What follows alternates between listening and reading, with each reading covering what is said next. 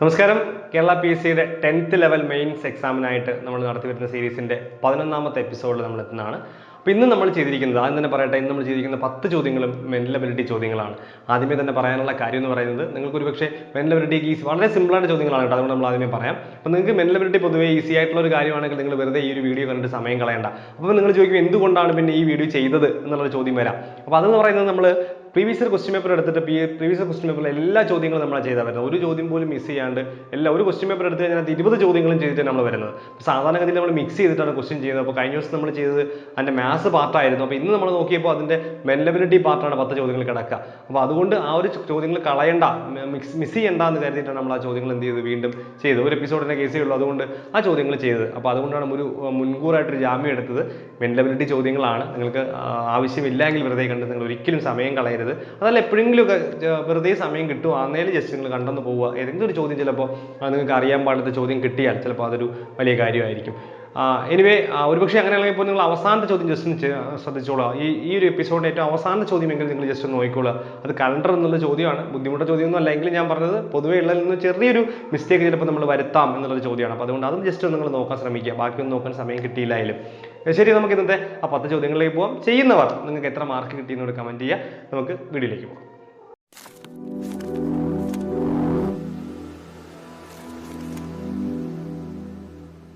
സീക്വൻസിൽ നിന്നുള്ള ആദ്യ ചോദ്യം, സീരീസ് കംപ്ലീറ്റ് ചെയ്യാനുള്ള, സീക്വൻസ് അല്ല, സീരീസ് ആണ്. 3, 5, 6, 7, 9, 9 ഡാഷ്. ഇതാണ് ചോദ്യം.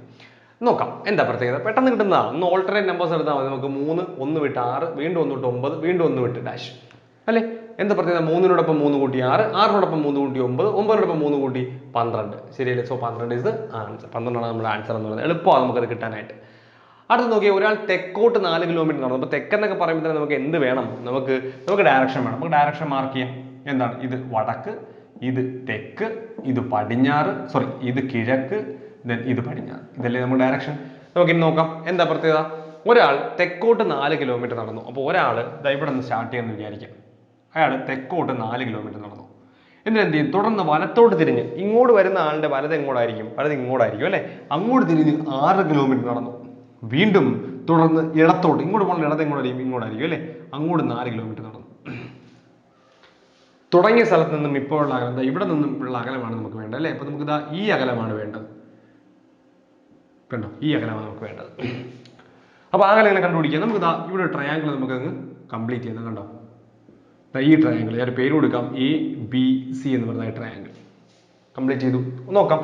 ഇത് 4 ആണെങ്കിൽ ഇതും എത്രയായിരിക്കും? ഇത് 4 ആയിരിക്കും. ഇത് 6 ആണെങ്കിൽ ഇതും എത്രയായിരിക്കും? ഇതും 6 ആയിരിക്കും.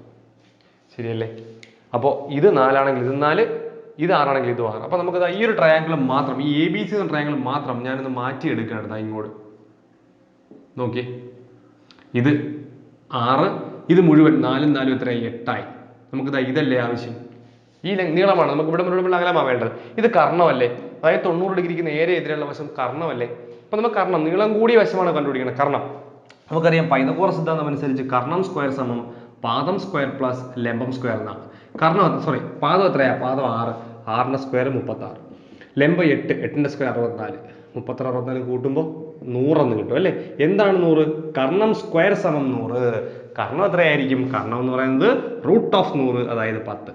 അപ്പൊ കർണം എത്രയായിരിക്കും? 10. അപ്പൊ അകലം എന്ന് പറയുന്നത് 10 കിലോമീറ്റർ ആയിരിക്കും. ഇതാണ് ആൻസർ, 10 കിലോമീറ്റർ.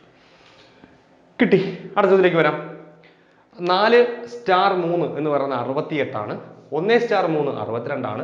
3 സ്റ്റാർ 3 66 ആണ്. 4 സ്റ്റാർ 2 എന്ത് എന്നുള്ളതാണ് ചോദ്യം. ശരി, നോക്കാം. നമുക്ക് 46, 48 ഇതൊക്കെയാണ് ഓപ്ഷൻ എന്ന് പറയുന്നത്. നമുക്കത് പ്രത്യേകം നോക്കാം. എന്താ പ്രത്യേകത? ഇത് ഈ 4ന്റെ ഇരട്ടിയല്ലേ 8 എഴുതിയിരിക്കുന്നത്. അതായത് ഇതിന്റെ ഇരട്ടിയാണ് നമ്മൾ ഫസ്റ്റ് നമ്പറിന്റെ ഇരട്ടി ലാസ്റ്റ്. ഈ 3ന്റെ ഇരട്ടി ഇതാ ഇവിടെ, 3ന്റെ ഇരട്ടി 6. ഇവിടെ അതുപോലെയാണ് 1ന്റെ ഇരട്ടി 2, 3ന്റെ ഇരട്ടി 6. അപ്പോൾ 3ന്റെ ഇവിടെ നോക്കി, ഇവിടെ 3ന്റെ ഇരട്ടി 6, ഇവിടെ 3ന്റെ ഇരട്ടി 6. അങ്ങനെയാണെങ്കിൽ നമുക്ക് എന്ത് ചെയ്യണം? ആദ്യം 4ന്റെ ഇരട്ടി അവസാനം വരും അല്ലേ, 4ന്റെ ഇരട്ടി. അപ്പോൾ വരുന്ന നമ്പറിന്റെ രണ്ടാവും. 4ന്റെ ഇരട്ടി 8 ഇവിടെ വരും, 2ന്റെ ഇരട്ടി 4 ഇവിടെ വരും. സോ 48 ആയിരിക്കും നമ്പർ. ഫസ്റ്റ് നമ്പറിന്റെ ഇരട്ടി ആയിരിക്കും അവസാനം വരുന്നത്, സെക്കൻഡ് നമ്പറിന്റെ ഇരട്ടി ആയിരിക്കും ആദ്യം വരുന്നത്. അങ്ങനെ നടക്കുന്ന ഫസ്റ്റ് നമ്പറിന്റെ ഇരട്ടിയാണ് അവസാനം, സെക്കൻഡ് നമ്പറിന്റെ ഇരട്ടിയാണ് ആദ്യം. So answer 48. പെട്ടെന്ന് കിട്ടുന്നതാണ്. സോ അടുത്തത് വിമൻ എന്ന് പറയുന്ന YPOFP എന്നാണ് എഴുതുന്നത്. നോക്കാം. വിമൻ എന്ന് പറയുന്നത്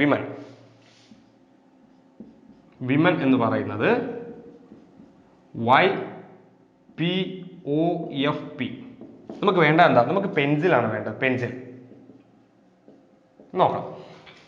എന്താ ഡബ്ല്യു വൈ തമ്മിലുള്ള റിലേഷൻ? WXYZ, XY എന്നാണ്. അപ്പൊ 2 കൂടി അല്ലേ? WXY 2 കൂടി. O കഴിഞ്ഞിട്ടോ MNOP, നെക്സ്റ്റ് ലെറ്റർ 1 കൂടി. MNO രണ്ടാമത്തെ letter O. E next letter that is +1. N ആണെങ്കിൽ MNOP +2.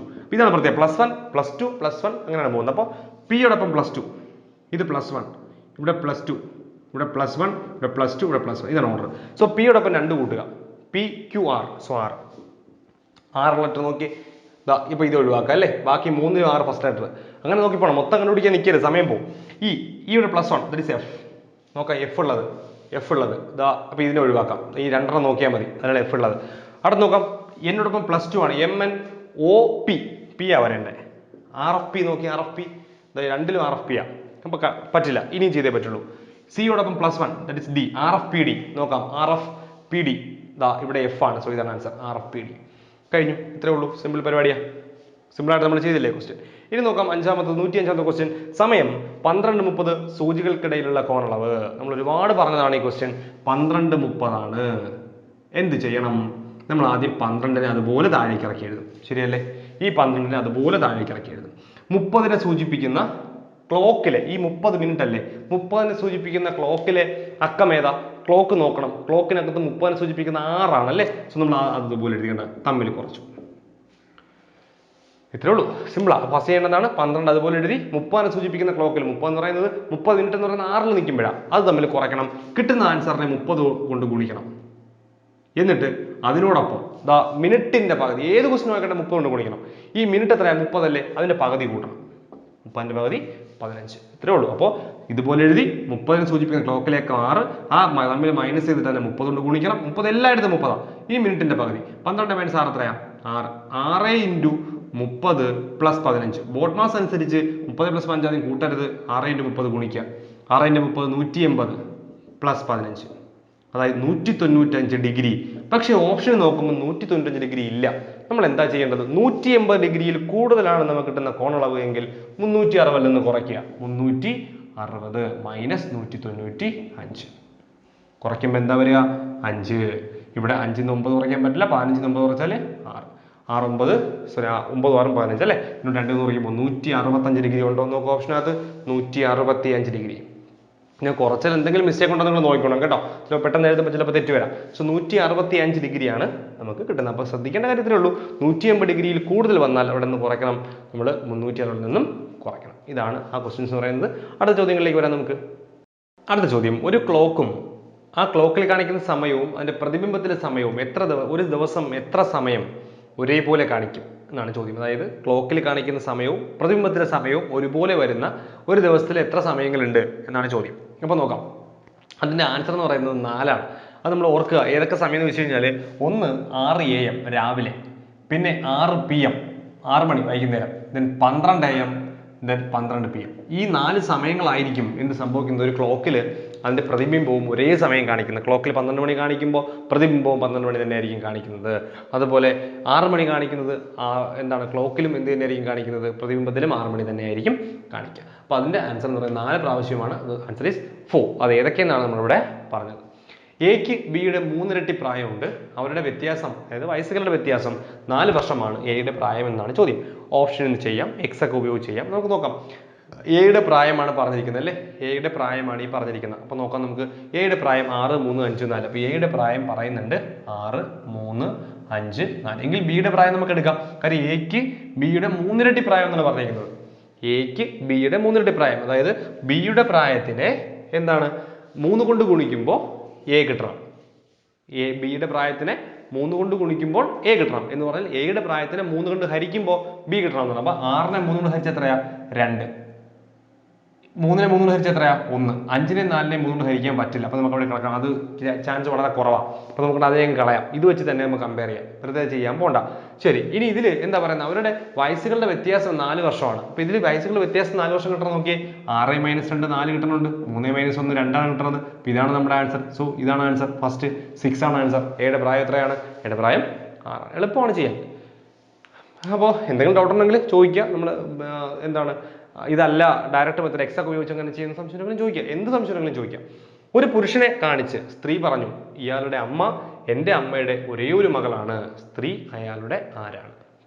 ഒരു പുരുഷനെ കാണിച്ച് സ്ത്രീ പറയാണ് ഇയാളുടെ അമ്മ, അതായത് ഒരു പുരുഷന്റെ അമ്മ, ഒരു പുരുഷനുണ്ട്, ആ പുരുഷന്റെ അമ്മ എന്ന് പറയുന്നത് പുരുഷന്റെ അമ്മ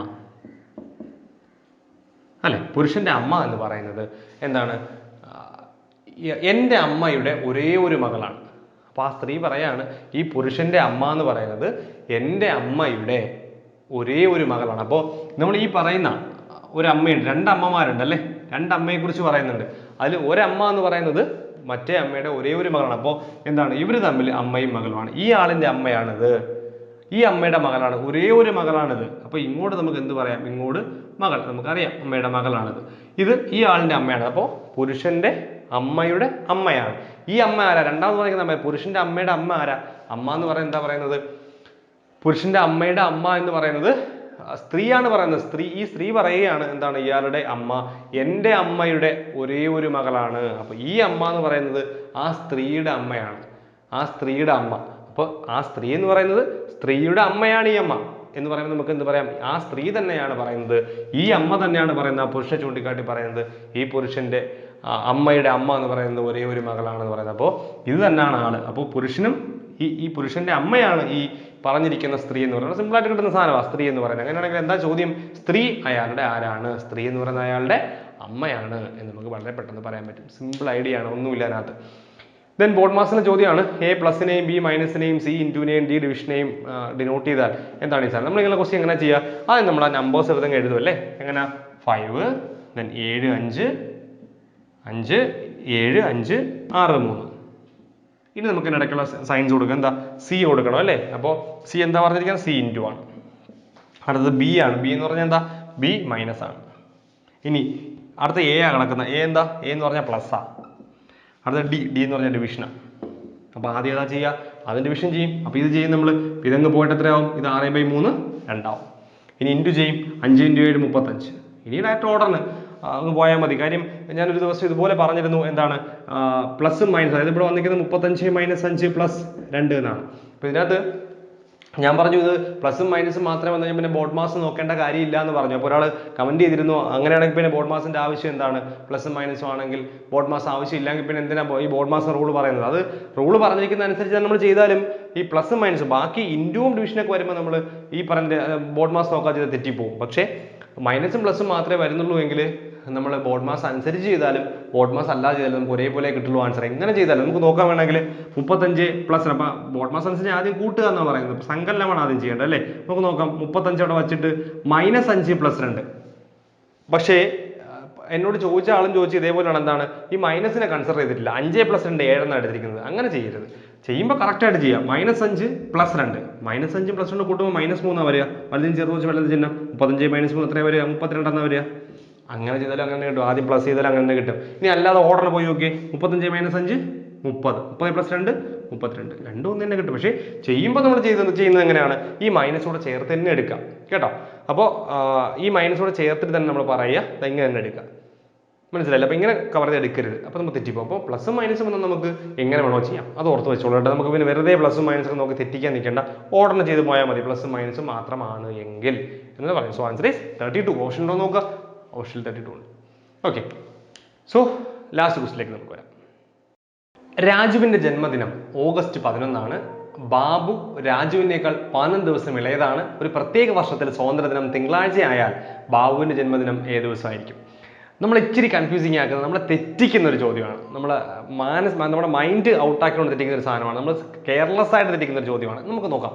രാജുവിന്റെ ജന്മദിനം ഓഗസ്റ്റ് 11 എന്താ പറയുന്നത്? ബാബു രാജുവിനേക്കാൾ 11 ദിവസം ഇളയതാണ്. അപ്പൊ നമ്മുടെ ചിന്തയിൽ എന്ത് വരും?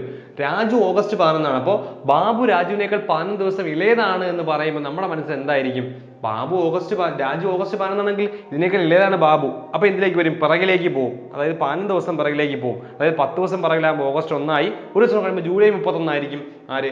ബാബുവിന്റെ ജന്മദിനം നമ്മൾ ചിന്തിക്കും. കാര്യം ഇളയതെന്ന് പറയുമ്പോൾ കുറയ്ക്കുക എന്ന് പറഞ്ഞൊരു കോൺസെപ്റ്റിലേക്ക് നമ്മൾ പോകും. പക്ഷേ തെറ്റാണ്. ഇളയതെന്ന് പറയുമ്പോൾ എന്താ പ്രത്യേകത? രാജു ജനിച്ചതിന് ശേഷമായിരിക്കും ബാബു ജനിച്ചത്. ശരിയല്ലേ? രാജു ജനിച്ചതിന് ശേഷം ബാബു ജനിച്ചുകൊണ്ട് രാജു മൂത്തതും ഇളയതുമായത്. ബാബുളേതുമായത്. അതാണ് അതിന്റെ പ്രശ്നം. അതാണ് അവിടുത്തെ ഒരു പ്രശ്നം എന്ന് പറഞ്ഞാൽ നമ്മൾ അങ്ങനെ ചിന്തിച്ച് കഴിഞ്ഞാൽ തെറ്റിപ്പോവും. അപ്പൊ എന്താ ചിന്തിക്കുന്നത്? ബാബു രാജുവിനേക്കാൾ ഇളയാണെന്ന് പറഞ്ഞാൽ എന്താ പ്രത്യേകത? ബാബു എന്ന് പറയുന്നത് രാജുവിന് ശേഷം ജനിച്ചതാണ്. എത്ര ദിവസത്തിന് ശേഷം? 15 ദിവസത്തിന് ശേഷം. അപ്പോൾ അതായത് രാജു ഓഗസ്റ്റ് 15 ജനിച്ചുവെങ്കിൽ ബാബു ജനിച്ചത് എന്നായിരിക്കും? ഓഗസ്റ്റ് 22-നായിരിക്കും ജനിച്ചത്. അപ്പോൾ ബാബുവിന്റെ ജന്മദിനം എന്നായിരിക്കും? ബാബുവിന്റെ ജന്മദിനം ഓഗസ്റ്റ് 22 കാര്യം 11 ദിവസത്തിന്റെ ഇളയെന്നാ പറയുന്നത്. 11 ദിവസത്തിന്റെ ഇളയതാണ് എന്നാ പറയുന്നത്. അപ്പോൾ 11-ാം തീയതി രാജു ജനിച്ചുവെങ്കിൽ 15 ദിവസം കഴിഞ്ഞിട്ടായിരിക്കും. 15 ദിവസം കഴിഞ്ഞിട്ടുള്ള അടുത്ത ദിവസമല്ല, 15 ദിവസം കഴിഞ്ഞ 15-ന്റെ അന്നായിരിക്കും ആര് ജനിച്ചത്? ഈ പറയുന്ന ബാബു ജനിച്ചത്. അപ്പോൾ ബാബുവിന്റെ എന്തായിരിക്കും? ഓഗസ്റ്റ് 22 ഇനി നമുക്കറിയാം ആ വർഷത്തിലെ സ്വാതന്ത്ര്യദിനം തിങ്കളാഴ്ചയാണ്. സ്വാതന്ത്ര്യദിനം മീൻസ് ഓഗസ്റ്റ് 15.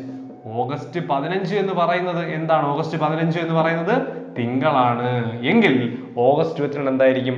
15-നോട് 7 കൂട്ടിയാൽ പോരെ? അപ്പൊ അതേ ദിവസം തന്നെ വരും. ഏതാണ്? തിങ്കൾ എന്ന് തന്നെ വരും ആൻസർ. ഇത് ആൻസർ കീയാതെ ചൊവ്വ എന്നാണ് കൊടുത്തിരിക്കുന്നത്. അതിന്റെ പ്രത്യേകത നമുക്കിത് ഒരുപാട് കൺഫ്യൂസിങ് ഫാക്ട് പലപ്പോഴും വരാറുണ്ട്. കാരണം അവർ ഉദ്ദേശിക്കുന്ന ഒരുപക്ഷെ 15 ദിവസത്തിന് ശേഷമുള്ള ദിവസം എന്നായിരിക്കും. പക്ഷെ ഒരിക്കലും ബർത്ത്ഡേ പറയുമ്പോൾ നമ്മൾ അങ്ങനെ അല്ല പറയുന്നത്. 15 ദിവസം മൂത്താണെന്ന് പറഞ്ഞാൽ 15-നോടൊപ്പം 15 കൂട്ടി 22-ാമത്തെ ദിവസം എന്നായിരിക്കും നമ്മൾ എടുക്കുക. പക്ഷെ ആൻസർ നമുക്ക് ഇങ്ങനെ വരുമ്പോൾ തിങ്കൾ എന്നാണ് വരുന്നത്. കാര്യം ഓഗസ്റ്റ് 15 എന്ന് പറയുന്നത് സ്വാതന്ത്ര്യദിനമാണ് എങ്കിൽ 22 7 ദിവസം കൂട്ടുമ്പോൾ തിങ്കൾ തന്നെ വരും. അപ്പോൾ ഇതായിരുന്നു ഇന്നത്തെ 20 ചോദ്യങ്ങൾ. മെന്റൽ അബിലിറ്റി 20 ചോദ്യങ്ങൾ. വളരെ സിമ്പിൾ ആയിട്ടുള്ള ചോദ്യങ്ങളായിരുന്നു. വളരെ വേഗം തീരുന്ന ഒരു 10 ചോദ്യങ്ങളാണ് നമ്മൾ സെലക്ട് ചെയ്തത്. കഴിഞ്ഞ എപ്പിസോഡുകൾ നമ്മൾ ചെയ്തതിൽ നിന്നും ഏറ്റവും എളുപ്പമുള്ള ഒരു എപ്പിസോഡായിട്ട് വേണമെങ്കിൽ നമുക്ക് ഈ ഒരു എപ്പിസോഡിനെ പറയാം. കാര്യം പ്രീവിയസ് ഇയറിൽ ചോദിച്ചിട്ടുള്ള നമ്മൾ അങ്ങനെ സെലക്ട് ചെയ്തതല്ല, നമ്മളെല്ലാം കറക്റ്റാണ് ചെയ്ത് വരുന്നത്. ഓരോ ക്വസ്റ്റ്യൻ പേപ്പർ എടുക്കാതെ കറക്റ്റ് ചോദ്യങ്ങൾ തീർത്താ വരുന്നത്. അപ്പോൾ അതുകൊണ്ട് ഇന്ന് വന്ന ചോദ്യങ്ങൾ വളരെ സിമ്പിൾ ആയിപ്പോയി. അതുകൊണ്ട് നിങ്ങൾക്ക് ഒരുപാട് പേര് മിക്കവാറും കമന്റിനകത്ത് നമുക്ക് പ്രതീക്ഷിക്കാം വളരെ ഈസി ചോദ്യങ്ങളായിരുന്നു എന്നുള്ളത്. പക്ഷേ ക്വസ്റ്റ്യൻ പേപ്പർ കറക്റ്റ് ക്ലിയർ ചെയ്ത് വരുന്നതുകൊണ്ട് നമ്മളങ്ങനെ ഒരു ക്വസ്റ്റ്യനും ഒഴിവാക്കാറില്ല. അതുകൊണ്ട് ചെയ്തതാണ്. അപ്പോൾ എനിവേ നമുക്ക് അടുത്ത ദിവസം പുതിയൊരു ടോപ്പിക്ക് വേണ്ടി വീണ്ടും കാണാം.